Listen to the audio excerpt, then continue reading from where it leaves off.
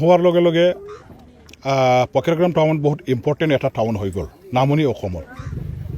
ইয়াত ৰেল জংচনো আছে, চৰকাৰী অফিচ হিচাপে কেন্দ্ৰীয় চৰকাৰৰো আছে, আমাৰ ষ্টেট গভৰ্ণমেণ্টৰো বহুখিনি অফিচবিলাক আছে, স্কুল আছে, কলেজ আছে, হস্পিটেল আছে। এতিয়া ঘটনাটো হ'ল যে ওপৰত ৰেল লাইন থকাৰ কাৰণে এই ৰেলৱে ট্ৰেক পাৰ হৈ পেলাই যিখিনি আমাৰ মানে নদী আহিছে, সেই নদীয়ে আমাৰ পকিৰাগ্ৰামৰ পৰা ৰাবাপাৰালৈকে যিটো যোৱা আৰু ৰাবাপাৰা হৈ পেলাই কোকৰাঝাৰলৈকে যিটো যোৱা ৰাস্তা, সেই ৰাস্তাটো যথেষ্ট ক্ষতিসাধন কৰিছে, গৰাখহনীয়া হৈছে। আহিব যাবৰ কাৰণে বহুত অসুবিধা হৈ গ'ল। ৰাস্তা যদি ভাঙি যায় কমপ্লিটলি এইটো অঞ্চল একেবাৰে নিশ্চিন্ন হৈ যাব, আমাৰ আইচলেটেড হৈ যাব। পকিৰাগ্ৰামৰ লগত অহা যোৱা কৰাটো একেবাৰে সম্ভৱ নহ'ব। শ্ৰীলংকাৰ নিচিনা দ্বীপৰ মাজত থাকিব লগা হোৱা অৱস্থা আমাৰ পকিৰাগ্ৰামৰ পূবত থকা এই ৰাবাপাৰা বৃহত্তৰ অঞ্চলটো। গতিকে এই ৰাস্তাখন আমি যিকোনো প্ৰকাৰে বচাব লাগিব আৰু ইয়াৰ কাৰণে অত্যন্ত গুৰুত্ব সহকাৰে মই অসম চৰকাৰৰ লগত কথা পাতি পেলাই বিভাগীয় মন্ত্ৰী বিষয়াসকলৰ লগত কথা পাতি পেলাই তেখেতসকলক ভালকৈ বুজনি দি মেলি এই চেংচনটো যোৱা 2019 চনতে আনিব পাৰিছিলোঁ। কিন্তু অসমত এইবিলাক লকডাউনৰ প্ৰক্ৰিয়া, BTC অঞ্চলত আমাৰ বাৰে বাৰে election, BTC election, MLA election নানান ধৰণৰ অহাৰ কাৰণে চেংচনৰ 2019 যদিও হৈছিলে, টেণ্ডাৰৰ প্ৰক্ৰিয়া আৰম্ভ কৰাত যথেষ্ট পলম হৈ গ'ল আৰু ইয়াৰ কাৰণে আজি কামটো 2021 আমি কৰিবলৈ সুবিধাখিনি পালোঁ। কিন্তু ঘটনাটো হ'ল যে কাম যিহেতু অলৰেডি আৰম্ভ হৈছে, কাম সম্পূৰ্ণ কৰিব পাৰিব, ভালকৈ কৰিব পাৰিব আৰু সেই কামৰ দ্বাৰা দি আমাৰ এই ৰাস্তাখন আমি বচাব পাৰিম আৰু আমাৰ এই ৰাস্তা বচোৱাৰ মানে বাচি যোৱাৰ লগে লগে পকিৰাগ্ৰাম ৰাবাপাৰা আমাৰ এই পূব চাইডে ওলাই যোৱা যিটো কোকৰাঝাৰ পালে যোৱা যিটো ৰাস্তা দিছোঁ, পকিৰাগ্ৰাম ৰেল গেটৰ পৰা দতমালৈকে যোৱা যিটো পকিৰাগ্ৰাম দতমা চেৰপাংগুৰি মেইন ৰোড, ইয়াৰ 3,83 লক্ষ টকাৰ চেংচন ময়ে আনি দিয়া আৰু এইবিলাক মানে বনাই দিয়াৰ পাছত পকিৰাগ্ৰাম এতিয়া খুব ভালকৈ মানে ৰাস্তা এতিয়া ৰাইজে পাই আছে, সেইটো ময়ে আনি দিয়া 3,83 লক্ষ টকাৰ 2019 চেংচন হোৱা, এইটো 2020 নহয় দেই।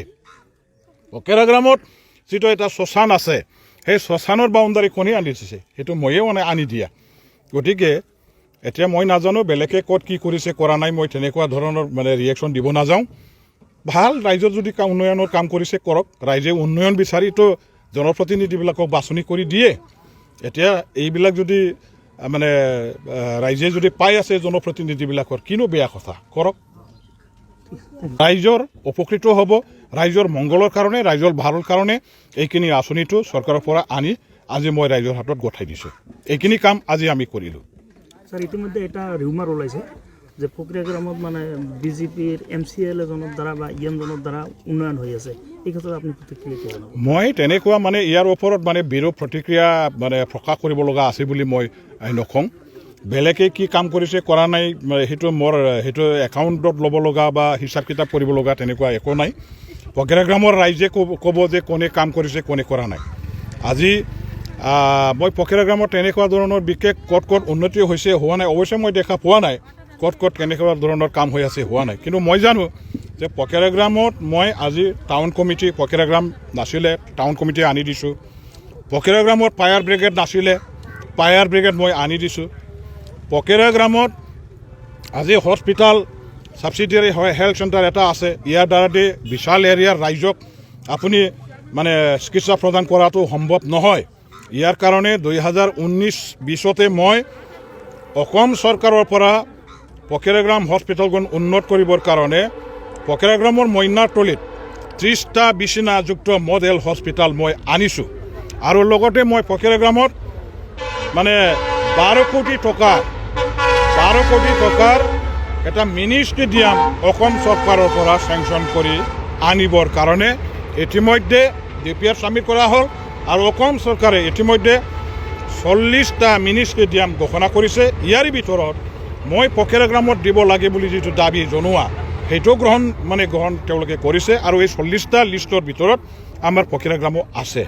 আৰু পকিৰাগ্ৰামত মই আমাৰ কালচাৰেল কমপ্লেক্স যেটো আছে আমাৰ এই শহীদ বেদীৰ ওচৰত, সেইটো মই আনি দিছোঁ।